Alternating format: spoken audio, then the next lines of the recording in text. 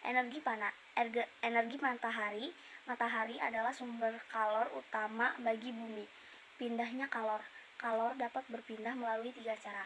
Pertama, konduksi. Proses memindahkan kalor melalui benda padat tanpa perpindahan partikel. Misalnya ketika satu ujung besi dipanaskan, ujung lainnya juga akan panas karena kalor berpindah melalui besi. 2. Konveksi. Proses pemindahan kalor dalam fluida, cairan atau gas melalui pergerakan partikel, misalnya udara panas yang naik dan udara dingin yang turun, menyebabkan sirkulasi udara. 3. Radiasi.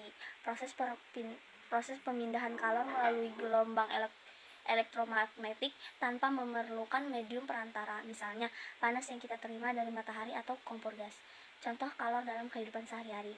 Mengetahui efek panas pada air. Ketika kita merebus air, kalor dari api membuat partikel air bergerak lebih cepat, menyebabkan suhu air meningkat hingga mencapai titik didih. Membekukan air dalam kulkas. Air yang semula panas atau suhu ruang akan kehilangan kalor dan menjadi dingin, lalu membeku ketika suhu mencapai 0 derajat Celcius. Kalor spesifik.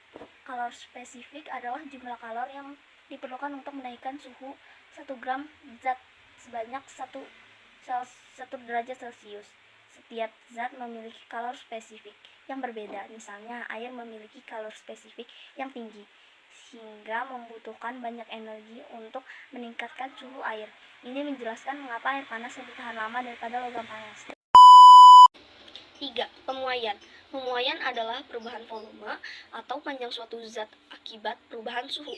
Ketika suhu suatu benda meningkat, partikel-partikel menyusun benda tersebut bergerak lebih cepat dan saling menjauh, sehingga benda tersebut memuai. Sebaliknya, ketika suhu benda menurun, partikel-partikelnya bergerak lebih lambat dan benda menyusut.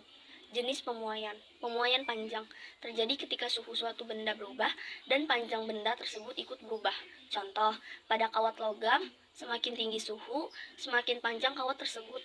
Pemuaian luas terjadi pada perubahan panjang dan lebar benda. Contoh, jika sebuah logam dipanaskan, tidak hanya panjangnya yang bertambah, tetapi juga luas permukaannya akan membesar. Pemuaian volume terjadi pada benda berbentuk volume seperti gas, cairan, atau benda padat yang berubah volume. Contoh, gas yang dipanaskan akan memuai, sedangkan gas yang didinginkan akan menyusut. Contoh pemuaian dalam kereta api. Rel kereta api biasanya dipasang dengan jarak kecil untuk mengatasi rel lainnya antisipasi panjang saat cuaca panas. Jika rel dipasang terlalu rapat, pemuaian saat cuaca panas bisa menyebabkan rel bengkok. Termometer. Pada termometer air raksa, pemuaian air raksa yang terjadi saat suhu meningkat menyebabkan air raksa naik dan menunjukkan suhu pada skala termometer.